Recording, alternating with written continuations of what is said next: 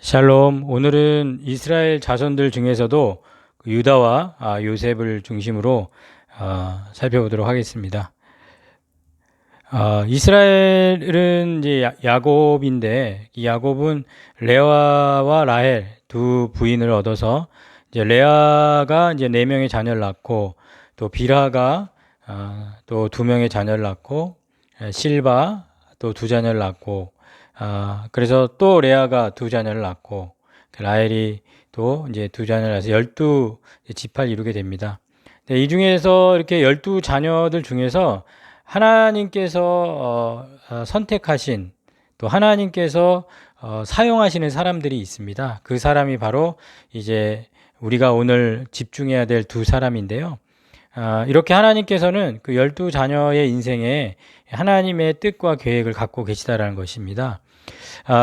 첫째 아들 루벤은 이제 장자로서 능력이, 기력이 시작이기 때문에 그 장자권의 축복, 그래서 어떤 위풍, 그리고 권능이 월등하고 탁월한 그런 존재의 그런 기회가 주어졌지만은, 그냥 물 끓는 것처럼 끓이다가 맞는다. 탁월하지 못한다. 왜냐하면 아버지 침상에 올라 더럽혔다. 루벤이 그 아버지 첩 비라와 동침을 해서 이스라엘 야곱이 이 말을 듣습니다. 그래서 루벤은 이러한 어떤 범죄 때문에 장자로서의 장자권을 이제 행사하지 못하게 되고, 이제 둘째, 셋째 시므온과 레위가 이제 이어서 그 장자의 어떤 축복을 이어받을 것 같지만, 이들도 어떤 폭력의 도구, 학살에 참여한 두 사람이거든요. 그들이 분노해서 사람을 죽이고 그 노여움을 참지 못해서 이제 저주를 받게 되는, 그렇다면 이제 야곱 중에서 나뉘어서 이스라엘 중에 흩어진다. 그래서 레위가 실제적으로 이제 제사장 지파로서 각 지파별로 다 흩어져 살게 되고, 시므온은 유다 지파에 흡수되게 되죠. 역사적으로 보면. 그래서 이렇게 첫째, 둘째, 셋째가 어떤 장자권의 축복들이 박탈되게 되는데, 이제 네 번째 유다란 인물을 통해서, 유다를 통해서 하나님의 약속이 이제 이루어지게 됩니다. 유다는 이제 내 원수의 목을 잡을 거다. 그리고 아들들이 내 앞에 절하리다. 이거는 이제 뭔가 왕권을 얘기합니다. 사자 새끼 규. 이거는 이제 왕권을 얘기하는데, 유다를 떠나지 아니한다. 통치의 지팡이가 떠나지 아니할 거고, 모든 백성이 이제 복종할 것이다. 그래서 유다 자손을 통해서 그 이스라엘의 왕들이 세워짐을 하나님께서는 이렇게 약속을 하십니다. 이렇게 하나님께서는 12자녀들 가운데 하나님의 이 주권, 그러니까 하나님의 주권적으로, 그렇다면 인간은, 하나님이 다 하신다면 인간은 뭐 아무것도 안 해도 됩니까? 그다음 인간의 책임은 무엇입니까? 이렇게 하나님께서 12자녀 가운데 하나님의 어떤 주권을 행사하시는데, 유다, 내가 너의 자손에게 왕의 자손들이 태어날 것이다. 그래서 이스라엘의 왕권을 유다에게 허락하시는 것은 하나님의 주권입니다. 그렇다면 유다는 그런 하나님의 주권 아래서 어떤 책임을 부여받은 것입니까? 그래서 오늘 그런 부분을 한번 살펴보도록 하겠습니다. 유다의 인생 중에서 창세기에 나와 있는 내용 중에 제일 중요한 부분이 이 부분인데, 가나안 사람 수아의 딸과, 그러니까 유다가 아마 그 집안에서 아마 가출을 해서 딸은 이제 가나안 지역 혼자 거주하게, 친구 따라서, 그 중에 이제 수아의 딸이란 여자와 이제 이방 결혼을 하게 됩니다. 그래서 첫째 아들 엘을 낳고, 둘째 아들 오난을 낳고, 셋째 아들 셀라를 낳습니다. 근데 엘이 이제 결혼해서 다말, 이제 유다에게는 며느리죠. 첫째 며느리가 들어서게 되는데, 근데 엘이 좀 하나님 앞에 악했는지 하나님께서 죽이십니다. 그러면 이제 그 당시에 계대 혼인법, 형사 치수제 그래가지고 오난이란 둘째 동생이 형의 어떤 그런 자손을 이어가야 될 책임을 부여받습니다. 그렇기 때문에 오난은 다말과 어떤 관계를 통해서 자손을 이어야 되는데, 이 오난이 그것이 싫어서 땅의 설정함을 통해서 죽게 됩니다. 그렇다면 이제 셋째가 남았기 때문에 셋째에게 이 다말을 이제 주어야 되는데, 과연 유다는 줄 수 있겠느냐는 것이죠. 첫째, 둘째가 죽어나가는 현실 앞에서 이 셀라를 다말에게 주어야 되는데, 그러니까 이제 다말 이 며느리 입장에서 유다와 그 엘 또 오난 이 계속된 그 자손을 여자로서 이어나가야 대한 어떤 책임. 그래서 이제 다말은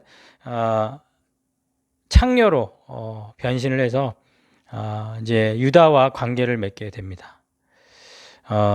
근데 유다 입장에서 그 며느리인지 모르고 창녀와 관계를 맺었는데, 이제 며느리 다말이 임신했다라는 이제 소식을 듣게 되고 당장 끌어내 죽여라, 이제 그렇지 않습니까? 과부가 임신을 하니까.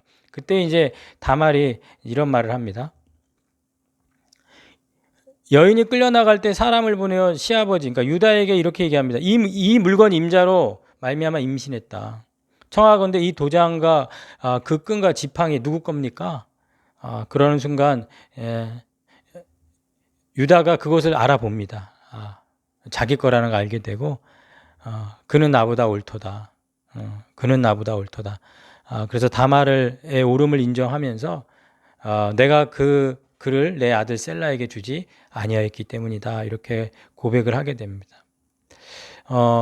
어찌 보면 그 시아버지와 며느리와의 관계 속에서 이제 출산이 이루어지게 되고, 그래서 태어난 우리 자녀가 이제 쌍둥이인데, 그 세라가 먼저 태어나는데 다시 들어갑니다.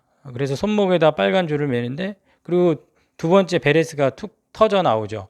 그래서 베레스라 그러고, 그리고 다시 셀라가 나옵니다. 어쨌든 첫째는 세라가 되고 이제 베레스가 둘째. 근데 이 베레스는 결국 그 예수님의 조상이 됩니다. 마태복음 1장에 예수님의 족보를 보면 아브라함과 다윗의 자손 예수 그리스도의 족보 안에 아브라함이 이삭을 낳고, 이삭은 야곱을 낳고, 야곱은 유다와 그 형제를 낳고, 유다는 다말에게서, 며느리에게서 베레스와 세라를 낳게 되죠.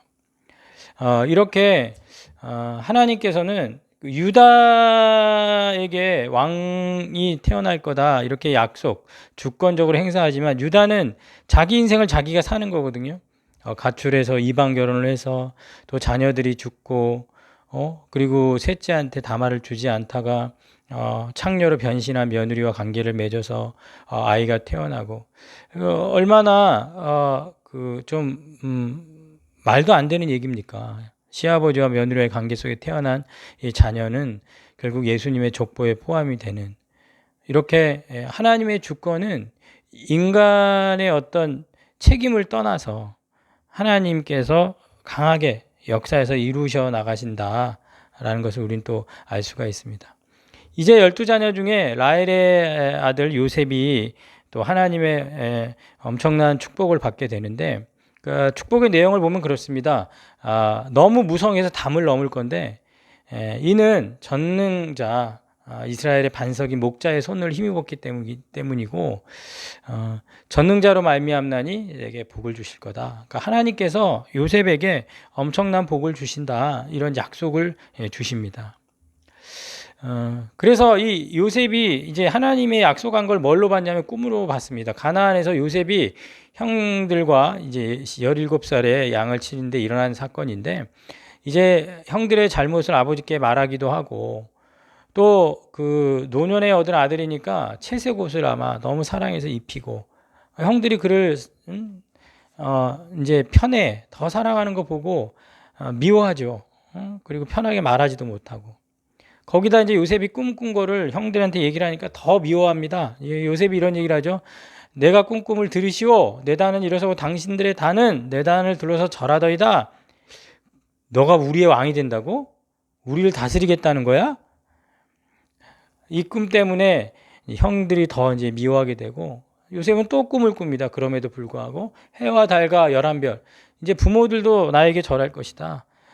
형들은 너무 시기가 불타고, 그래도 아버지 야곱은 그 말을 간직해 두었다. 성경은 이렇게 말합니다. 이것이 바로 요셉의 꿈입니다. 요셉은 하나님이 약속하셔서 하나님의 주권적으로 요셉을 통해서 어떤 놀라운 일을 행한다. 그리고 그 형들이 절할 것이다. 이렇게 이미 요셉은 꿈으로 그 17살에 이미 꿈을 봤는데, 하지만 그 꿈이 이루어지는 데는 요셉이 겪어야 될 고난이 굉장히 심각합니다. 그 고난을 보면 첫 번째는 구덩이, 형들이 시기해서 죽이려고 구덩이에 빠뜨리고, 그리고 죽이지는 말자, 그래서 이제 애굽의 노예로 팔게 되죠. 그렇게 채색 옷 입고 사랑받는 아들이 죽음의 위기와 또 인생의 제일 밑바닥 노예의 생활을 하게 되고, 그렇지만 그 안에서도 요셉이 최선을 다해서 어느 정도 자리를 차지하지만, 위치에 올라가지만 또 그 노예의 주인 보디발의 아내 때문에 이제 감옥에 갇히게 되죠. 이렇게 하나님의 주권이 어떤 한 인간에게 이루어질 때 그것이 인간의 입장에서 그냥 탄탄대로로 이루어지는 것이 아니라 이렇게 고난이 계속된 삶의 여정을 보게 됩니다. 요셉이 그럼에도 불구하고 이런 고난 속에서도 하나님께서 요셉을 계속해서 귀하게 볼 수 있었던 이유 중에 하나는, 이제 주인이 이제 모든 소유를 요셉에게 다 위탁을 합니다. 그리고 아무것도 간섭하지 않는데, 또 요셉이 용모가 빼어나고 아름다워서 이제 그 주인의 아내 보디발의 아내가 계속해서 눈짓하면서 동침하자고 청하는데, 요셉이 거절하면서 이제 제일 중요한 게 이거죠. 내가 어찌 이 큰 악을 행하여 하나님께 죄를 짓겠냐. 이것이 이제 그 하나님의 그 주권, 하나님의 일방적인 어떤 선택과 축복 안에서 인간이 해야 될 책임인 것이죠. 그러니까 요셉이 하나님의 축복을 누릴 수 있었던 이유 중에 하나가, 내가 어떻게 하나님 앞에서 죄를 짓겠습니까? 이게 바로 인간이 해야 될 우리의 영역입니다. 요셉처럼. 그래서 여인이 날마다 요셉에게 청하지만은 요셉은 듣지 않고 동침하지 않습니다. 이렇게 요셉은 가나안에서 구덩이에 빠지는 그런 그 형들의 어떤 미움과 시기 때문에, 하지만 건져져서 애굽으로 가게 되죠. 또 애굽에서도 이제 보디발에게 인정을 받아서 모든 소유를 다 맡아서 하는 어떤 가정 총무처럼, 그렇게 해서 또 한 번 노예에서의 신분이 벗어나게 되지만, 보디발의 아내 때문에 또 이제 감옥에 갇히게 되고, 감옥에 왜 갔죠?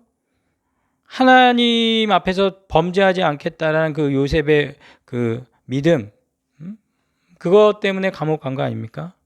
하지만 그 감옥에서 또 그 술 맡은 가론장, 떡 맡은 가론장의 꿈을 해석해 주면서, 술 맡은 가론장이 풀려날 때 나를 좀 기억해 달라, 꿈을 해석을 해서, 그래서 또 한 번에 이제 이 꿈 해석을 통한 도약을 꿈꾸게 됩니다. 하지만 그 술 맡은 가론장은 잊어버립니다, 요셉을.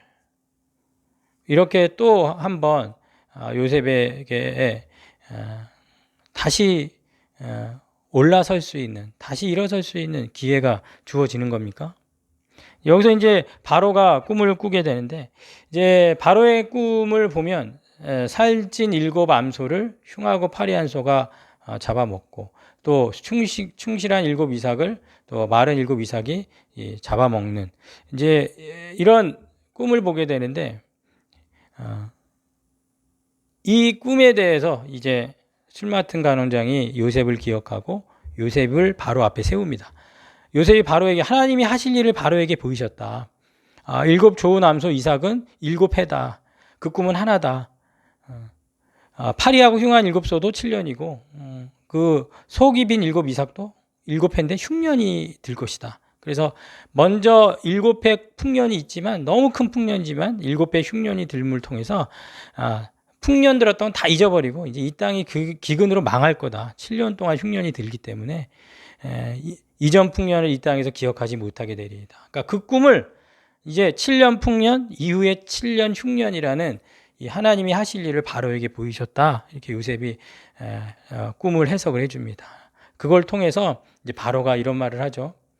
이와 같이 하나님 영에 감동된 사람을 우리가 어찌 찾을 수 있으리요.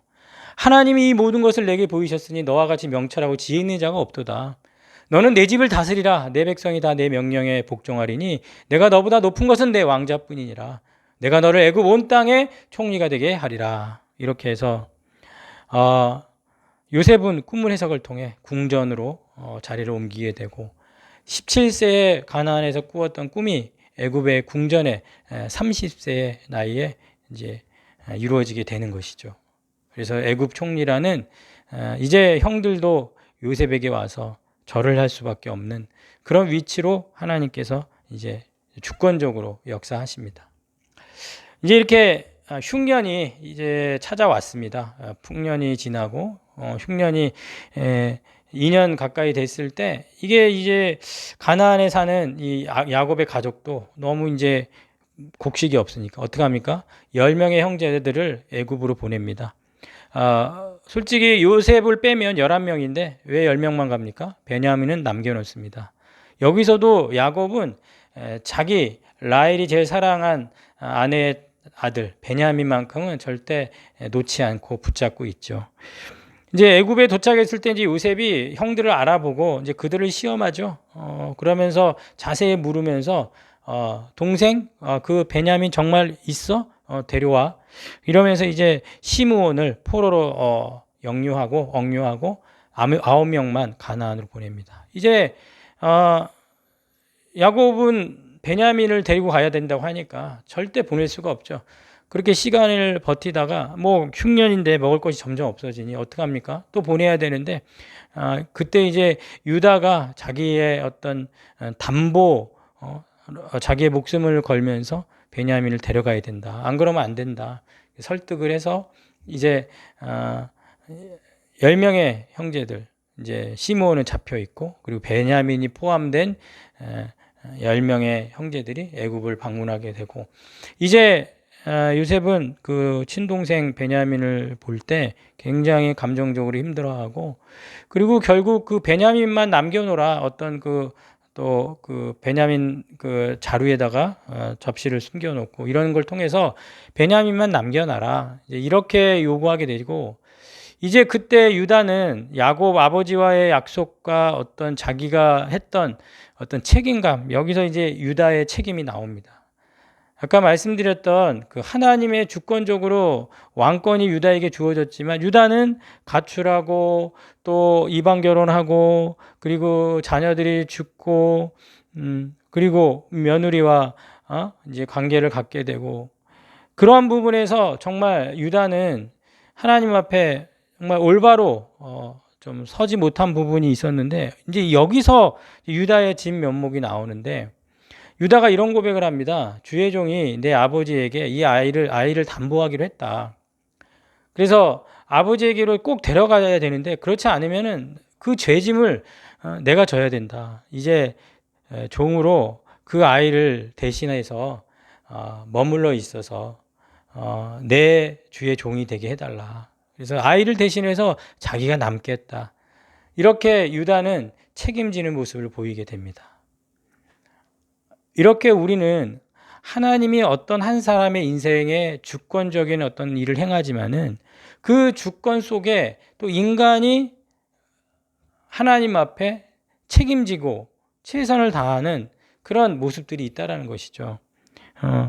그래서 이제 요셉이 그 유다의 그 절절한 책임지는 그 발언을 듣고 도저히 참을 수 없어 자기의 신분을 밝히고 이제 아버지 야곱을 데려와라. 아직 흉년이 5년이나 남았고 애굽에 와서 살아야 된다. 이렇게 해서 이제 11명의 형제들을 보내고 야곱을 태울 수레를 이제 같이 보냅니다.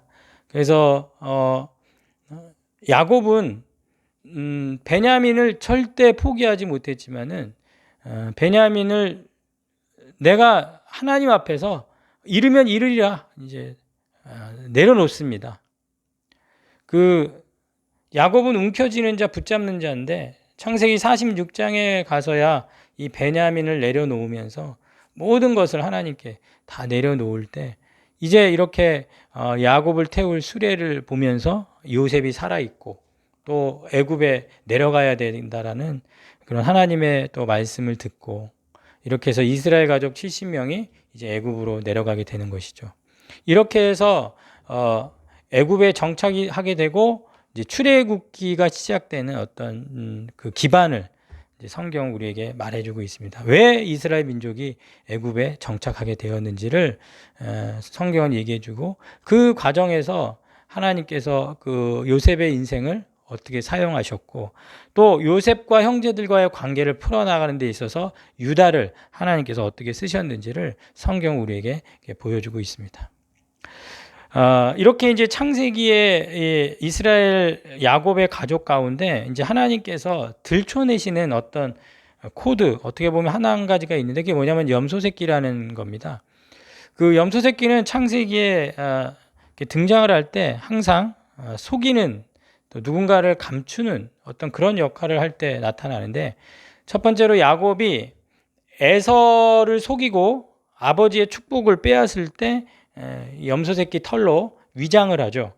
털이 많은 에서처럼 위장을 하죠. 그게 이제 야곱이 속일 때 염소새끼를 사용을 하고 또 형제들이 이제 그 요셉을 애굽의 노예로 판 다음에 아버지한테 요셉이 어떻게 됐는지 말해야 되는데 그때 염소 새끼를 죽여 그 염소 피로 요셉의 채색에 옷에 묻힌 다음에 이렇게 요셉이 죽었다.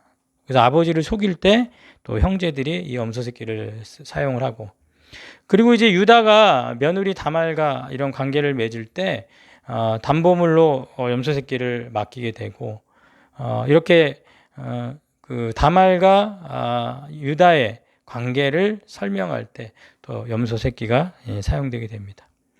이렇게 하나님께서는 인간이 계속해서 범죄하고 인간의 연약한 어떤 염소 새끼를 통해 계속해서 속여 나가는 과정 속에서도 하나님의 주권, 하나님의 약속은 성취되고 이루어 나가는 것을 보게 됩니다. 그래서 유다는 언약이 지속되는 통로로서 하나님께서 계속 붙잡고 계시고 요셉을 이제 죽이지는 말고 팔자 그랬을 때 앞장서서 요셉을 팔고 또 집을 나가 가출해서 또 이방 결혼을 하고 자식을 잃고 아내를 잃고 며느리에게 속고 그래서 나는 아무것도 아니다. 근데 다말 너는 옳다. 이런 고백이 하게 된 다음에 이제 베냐민 대신 이제 애굽에 남겠다라는 결단을 통해서 유다의 그 어떤 책임, 왕권에 대한 어떤 유다의 자질을 우리는 성경을 통해 보게 됩니다. 성경은 이렇게 도덕적인 완전한 모범을 세우는 것이 관심이 있는 것이 아니라 하나님의 약속이 주어지고 그 약속이 지켜지는 것이 그러니까 인간의 도덕성을 뛰어넘어 하나님의 약속이 주어지고 지켜지는 것에 일관된 중요성을 부여하면서 하나님의 약속이 위협을 받죠. 인간의 어떤 죄, 인간의 실수, 인간의 탐욕, 인간의 욕망, 또 인간관계 막 얽히고 설킨 수많은 그 위협이 다가오고 그것을 통해서 위기가 오지만 선택받은 자를 하나님이 버리지 않으신다라는 것을 성경은 우리에게 보여주고 있고 개인의 삶이 이 하나님의 약속을 중단시키지 못한다라는 것을 일관되게 우리 성경을 통해 말씀해 주고 있습니다. 이렇게 하나님께서 이 아브라함의 자손 그 상속자 하나님께서 야곱을 선택하시고 그 야곱의 12 아들들 중에서도 유다와 요셉을 통해 또 하나님께서 하나님의 이루실 약속을 이루어 나가신 걸 보게 됩니다. 그래서 오늘 하나님께서 나를 구원하셨다면 그 하나님의 구원의 하나님의 주권을 찬양하시고 그리고 그 구원받은 자의 나에게 주어진 삶, 구원받은 자의 삶, 우리의 책임, 그것들을 잘 감당해낼 수 있는 우리가 되기를 주님의 이름으로 축복합니다. 감사합니다.